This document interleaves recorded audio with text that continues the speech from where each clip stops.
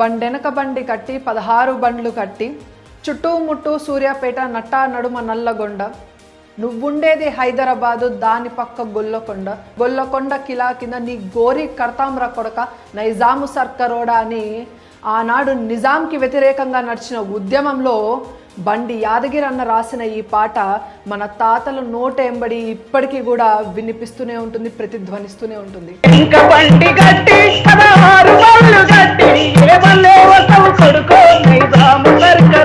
మీరు చూస్తున్న ఇప్పటి హైదరాబాద్, ఇప్పుడు మీరు చూస్తున్న ఈ తెలంగాణ రాష్ట్రం, ప్రస్తుతం నడుస్తున్న రాజకీయ వ్యవస్థ మన తాతలు చూసిన తెలంగాణ కాదు, మన తాతలు చూసిన హైదరాబాద్ కాదు.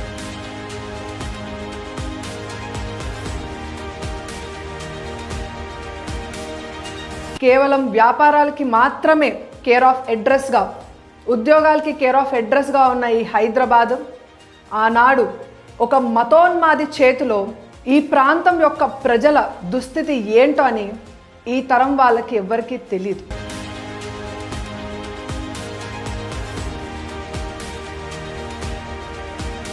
కాకతీయుల తర్వాత సుమారు 430 సంవత్సరాలు పరాయి పాలనలో నలిగిపోయిన ఈ హైదరాబాద్ సంస్థానం గురించి, అందులో మతోన్మాది అయిన నిజాం రాజు యొక్క దుర్మార్గపు పరిపాలన గురించి ఈ తరానికి అర్థం కావాలి అంటే ఒక్కసారి ఈ రాజకీయ వ్యవస్థ అణగదొక్కిన చరిత్రని మనం చూడవలసిన అవసరం ఉంది.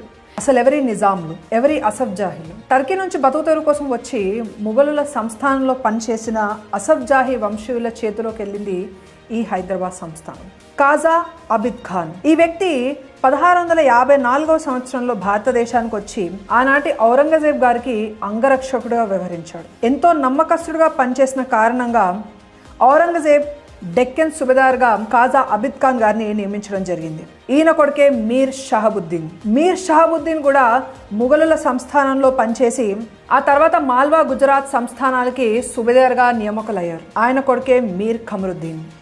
ఇతనే అసఫ్ జాహీ రాజ్య స్థాపకుడు. 1713లో డెక్కన్ ప్రాంతానికి సుబేదార్గా నియమితులయ్యారు. ఈ మన ప్రాంతం కాకతీయుల తర్వాత సుమారు 430 సంవత్సరాలు పరాయి పాలనలో ఈ తెలంగాణ నలిగిపోయింది. సుల్తాన్లు, కుతుబ్ షాహీలు, ముఘలాయిలు, ఆ తర్వాత వచ్చిన వాళ్ళే ఈ అసఫ్ జాహీలు. కానీ 430 సంవత్సరాల సుదీర్ఘ విదేశీ పాలనలో 224 సంవత్సరాలు కేవలం అసఫ్ జాహీలే పరిపాలించడం జరిగింది. ఈ హైదరాబాద్ సంస్థానాన్ని 1724 నుంచి 1948 ఆపరేషన్ పోలో జరిగి 17 సెప్టెంబర్ 1948వ సంవత్సరం వరకు కూడా ఈ నిజాం వంశీయులే పరిపాలించడం జరిగింది. ఈ తరానికి కాదు, వచ్చే తరతరాలకి కూడా మన తాత ముత్తాతలు క్షేమంగా ఈ తరానికి అందించిన ప్రాంతం ఈ మన తెలంగాణ, ఈ మన హైదరాబాద్. కానీ అదే బ్రిటిష్ వాళ్ళు 1947లో ఈ భారతదేశాన్ని విడిచిపెట్టి వెళ్ళే సమయానికి ఈ భారతదేశంలో సుమారు రాజు పరిపాలిత సంస్థానాలు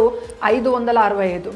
ఇందులో అతిపెద్ద సంస్థానంగా పేరుగాంచిన నిజాం పాలిత సంస్థానం మన హైదరాబాద్ సంస్థానం. కాకతీయుల తర్వాత సుమారు 430 సంవత్సరాలు ఈ ప్రాంతం పరాయి వారి పాలనలో అణిగిపోయింది. అసఫ్ జాహీలే సుమారు 224 సంవత్సరాలు ఈ ప్రాంతాన్ని పాలించారు.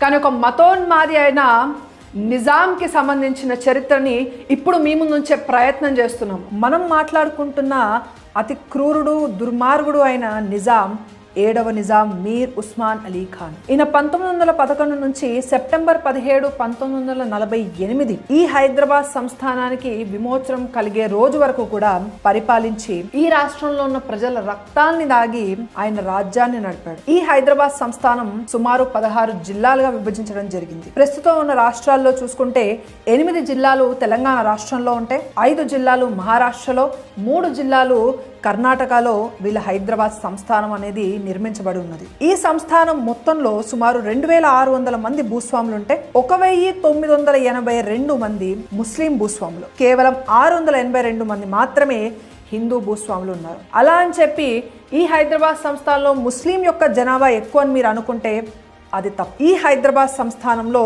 సుమారు 90% జనాభా హిందువులదే, 9% కన్నా తక్కువ ఉన్న జనాభా ముస్లింలదే. కానీ నిజాం యొక్క మతోన్మాద చర్యలకు గురై ఈ ప్రాంతంలో ఉన్న హిందువులు అణిచివేతకు గురయ్యారు. ప్రభుత్వ ఉద్యోగ కల్పన కావచ్చు, 90% ఉన్న హిందువులకి కేవలం 4% మాత్రమే ప్రభుత్వ ఉద్యోగ కల్పన జరిగేది. 96% వరకు ప్రభుత్వ ఉద్యోగాల్లో ముస్లింలు మాత్రమే ఉండేవాళ్ళు. తెలంగాణ ప్రాంతంలోనే కాకుండా భారతదేశంలో ఇతర ప్రాంతాల నుండి కూడా ముస్లింలని ఈ సంస్థానంలోకి తీసుకొచ్చి వాళ్ళకి ప్రభుత్వ ఉద్యోగాల్ని కల్పించాడు నిజాం. అసలు నిజాంకి వ్యతిరేకంగా ఉద్యమం లేవడానికి ముఖ్య కారణమే ఉద్యోగ కల్పన. ఉద్యోగాలు మావే, పాలన మాదే, విదేశీ పాలన వద్దు, స్వదేశీ పాలన ముద్దు అంటూ నినదిస్తూ ఆనాటి రజాకార్లకి వ్యతిరేకంగా కొట్లాడారు మన ఈ హైదరాబాద్ సంస్థానంలో ఉన్న ప్రజలు. ఉద్యోగాలు ఇచ్చే క్రమంలో కూడా మతాల వారీగా ఉద్యోగాల నియామకం జరిగింది. సివిల్ సర్వీస్ నియామకాలు కూడా మత ప్రాతిపదికన, వ్యక్తి పూజ ప్రాతిపదికన జరిగాయి. ఈ విషయం మేం చెప్తున్నది కాదు. In the states of journal of 6th May 1931లో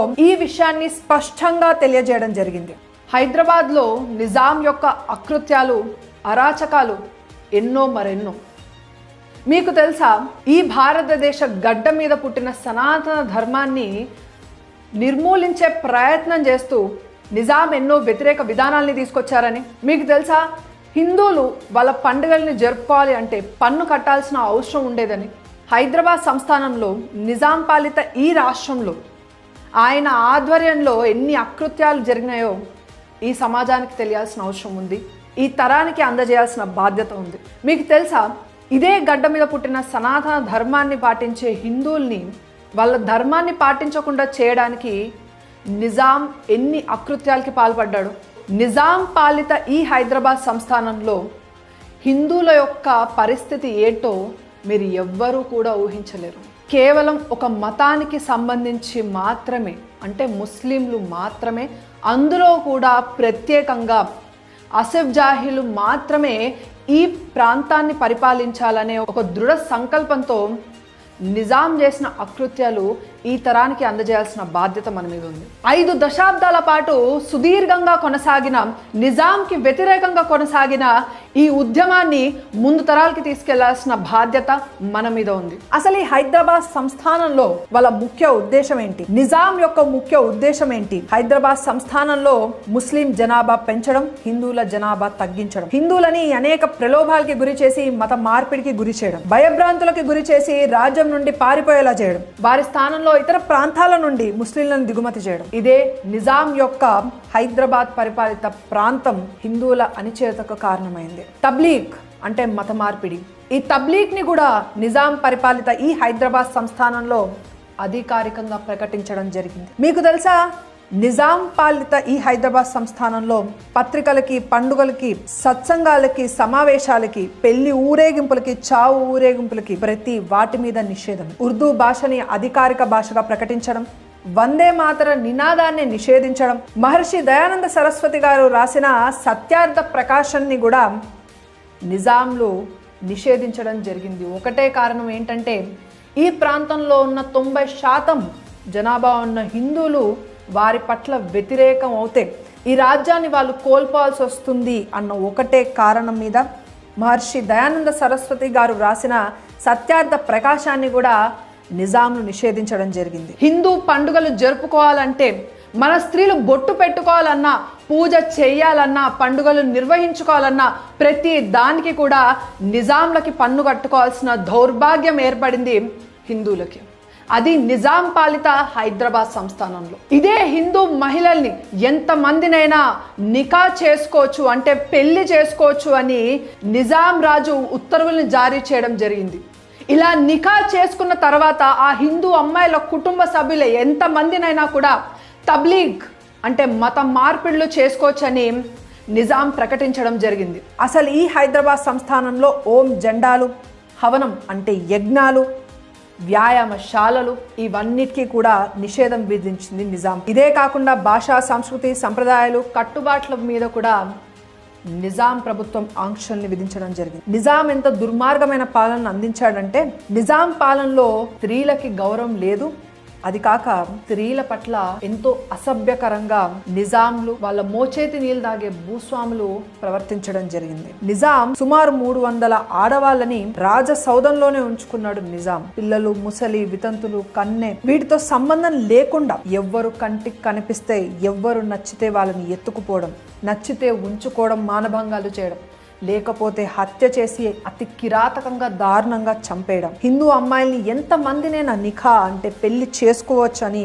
ఆదేశాలు జారీ చేయడం. అదే కాకుండా వాళ్ళు పెళ్లి చేసుకున్న అమ్మాయి వాళ్ళ చుట్టాలని కూడా తబ్లీగ్ అంటే మత మార్పిడులు చేసుకోవచ్చు అని నిజాం ప్రకటించాడు. 5 దశాబ్దాలు సుదీర్ఘంగా జరిగిన నిజాంకి వ్యతిరేకంగా జరిగిన ఈ పోరాటంలో ఆర్య సమాజ్ పాత్ర, ఆంధ్ర మహాసభల పాత్ర, రాష్ట్రీయ స్వయం సేవక్ సంఘ్ RSS పాత్ర ఎంతుందో ఈ తరానికి తెలియాల్సిన అవసరం ఎంతో ఉంది. బ్రిటిష్లకి వ్యతిరేకంగా భారతదేశం మొత్తం కూడా నినదిస్తూ మా రాజ్యం మాకు కావాలి, మేం మా రాజ్యాన్ని పరిపాలించుకుంటామని స్వదేశీ మంత్రంతో ముందుకెళ్తూ ఉద్యమిస్తుంటే, ఇక్కడ హైదరాబాద్ సంస్థానంలో మాత్రం నిజాం దానికి భిన్నంగా వ్యవహరించడం జరిగింది. దేశవ్యాప్తంగా బ్రిటిష్లకి వ్యతిరేకంగా ఉద్యమాలు కొనసాగితే ఈ ఒక్క రాజ్యంలో మాత్రం ఆ బ్రిటిషర్లందరికీ కూడా ఆసరా కల్పించింది నిజాం సంస్థానం. ఈ భారతదేశానికి 15 ఆగస్టు 1947లో స్వతంత్రం వచ్చింది. కానీ ఈ హైదరాబాద్ సంస్థానానికి మాత్రం, ఇక్కడున్న ప్రజలు మాత్రం ఈ స్వాతంత్రాన్ని, దాని స్వేచ్ఛని, ఆ స్వేచ్ఛ వాయువుని పీల్చుకోవడానికి 13 నెలల 2 రోజులు వేచి చూడాల్సిన పరిస్థితి. అది కూడా ఉక్కు మనిషి సర్దార్ వల్లభాయ్ పటేల్ గారి చొరవతో ఆపరేషన్ పోలో అంటే పోలీస్ చర్య ద్వారా నిజాం మెడలు వంచి ఆనాడు భారతదేశం యొక్క ఆర్మీని ఈ నగరానికి తీసుకొని వచ్చి హైదరాబాద్ సంస్థానాన్ని భారతదేశంలో విలీనం చేస్తూ ఇక్కడున్న ప్రజలకి విమోచనం కల్పించింది ఆనాటి ఉక్కు మనిషి సర్దార్ వల్లభాయ్ పటేల్ గారు.